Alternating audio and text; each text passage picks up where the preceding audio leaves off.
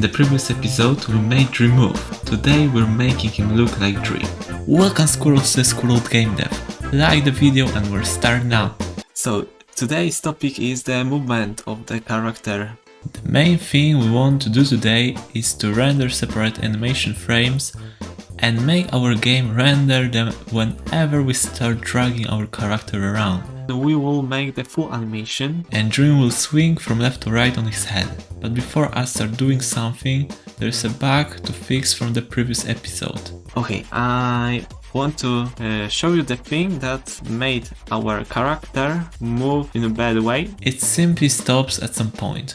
The game thinks the mouse is out of the character's hold box. On mouse move event doesn't load immediately. When the mouse movement is too sharp, it gets out of the hold box before the mouse move even fires up. The is character dragged condition is just unnecessary here. Now we're going to do a 3D animation and render the frames after that. On the stream I explained every step I had done. I'm not doing it, just the general lookout now. Basically it's just a render for 3D objects. So everything, like if you want to model a house, put a textures and render frames or even make a movie animation, you can do it in Blender. There we have a stage. There everything will be shown. To make all of these incredible Minecraft things, I use the MC Prep Blender add-on. On my channel you can find more videos where I use it. Make sure to watch them. You can model your character or blocks, import maps, spawn a player mob. We spawn a simple player Slim because Dream's skin is Slim 1. Use the Dream's skin obviously, and there is our skin.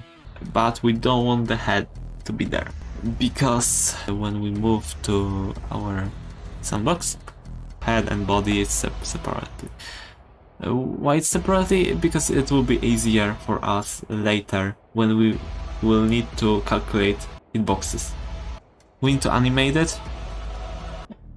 Our initial frame the 11th, and it, as I said, it will go from the left, then this pose, and to the right. You can compare it easily to this guy right here. When we move it to the right, it bends to the left, and when we move it to the left, it bends to the right. Simple. In the next step, I just finished the animation. It took me 21 frames, and the 11th is the middle frame of the animation.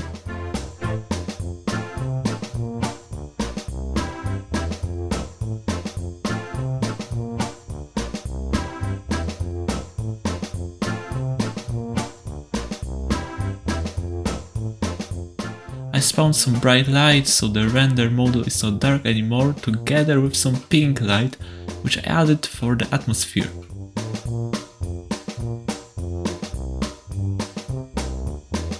While centering the model, we need to keep the head precisely in the middle of the camera square. The background needs to be transparent before rendering, but I made a mistake. No. We wanted to render it without the head. Yeah, I forgot about this. You can see me removing vertices of the head. First, we take the body's frames alone, then undo the head and do just a single shot of it because the character's head doesn't move while playing. Okay, it's time to import it into the game. At least I proceed with no error. That's unusual. We load them to the local array using the for loop. There are 21 of them, so we're creating and pushing 21 image objects, which we specify a path for. Below we load the head image. At least it's just one.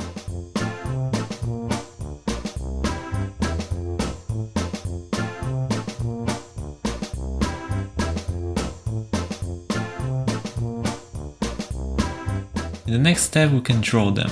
As we've rendered frames when the head was in the middle, now when we want to show them at the stage, it still needs to appear in the middle. If you don't understand why in the middle, not in the example on the top, you should look at the how to make squirrel jump video. I found out the formula to center it on the y-axis. By assigning A to a larger square and B to the smaller, it's just A minus B over 2. Now the size of the big square. 120% of the screen size looks quite good. And there are some heads offset corrections. You can see Dream moves and looks quite well. To make him swinging, we need to dynamically change the frames. If the offset a cursor moved about is for example 20 pixels and the current frame is the 18th, after adding it up, it looks like we need to display the 38th frame. We don't have that number of frames, so we should display the maximal frame we've got in our set. The same thing in the opposite direction.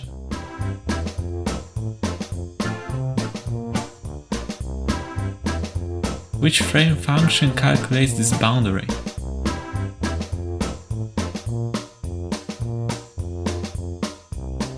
Our modulo changes the frames too quickly, so I divided the offset modulo by 10 to slow it down, but it's not a good way to do that and the character swings weirdly. The next episode we're going to make him swing that well, so even I was surprised it worked out. You know what to do.